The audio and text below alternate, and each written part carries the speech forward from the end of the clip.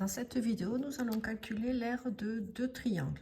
Donc, en premier, on va rappeler la formule qui permet de calculer l'aire de triangle. Cette formule est donnée par C fois H divisé par 2, donc que j'écris moi sous forme de fraction, mais on peut aussi l'écrire C fois H divisé par 2.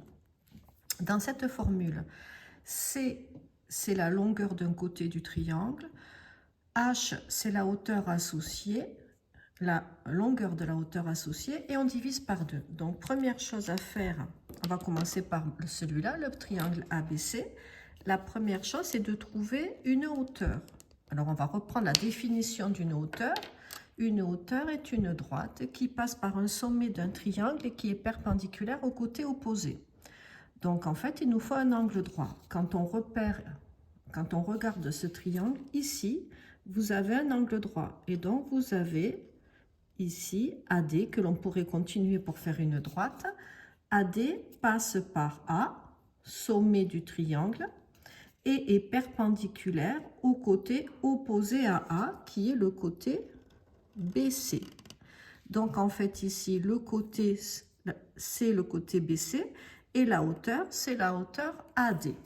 Donc, maintenant, on va réappliquer la formule dans le triangle ABC. Donc, on peut écrire R.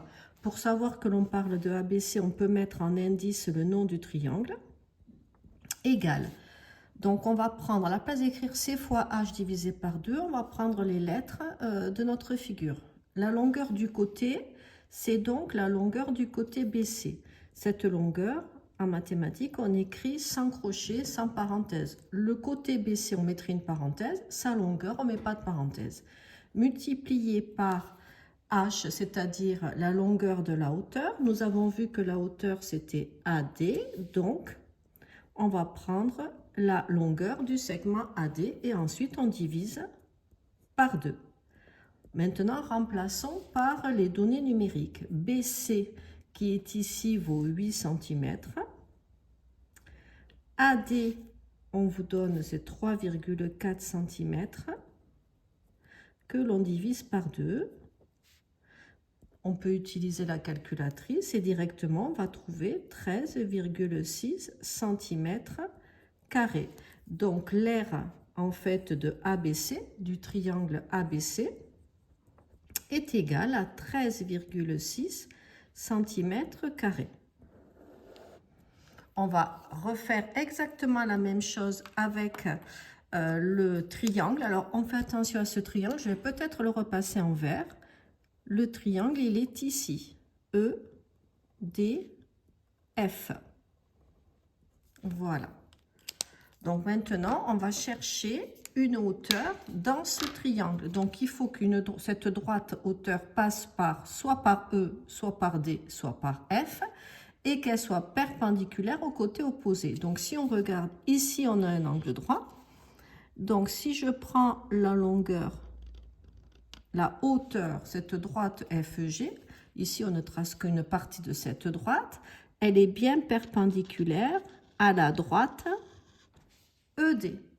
Donc, le côté qui est associé à cette hauteur, c'est le côté ED. Alors, c'est un peu plus compliqué car la hauteur, cette fois-ci, est à l'extérieur du triangle. Donc, on va repartir sur la même formule. R du triangle EDF.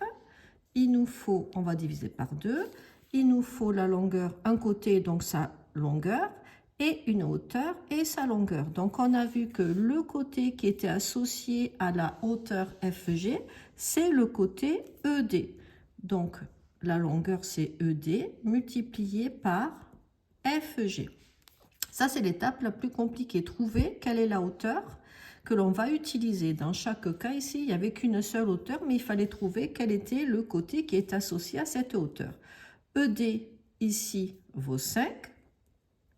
Donc, cette donnée 3,5 cm peut parasiter le raisonnement. Elle ne sert à rien, en fait. Multiplié par FG, c'est-à-dire 3 cm, que l'on divise par 2. 5 fois 3, ça fait 15. Et 15 divisé par 2, ça fait 7,5. Et on a des centimètres carrés. 1 cm fois 1 cm, ça fait centimètres carrés. Donc l'aire de EDF égale 7,5 cm². Voilà, nous avons terminé. Donc la problématique, bon déjà on apprend la formule et ensuite la problématique c'est trouver quelle est la paire que l'on va choisir de côté et de la hauteur qui lui est associée.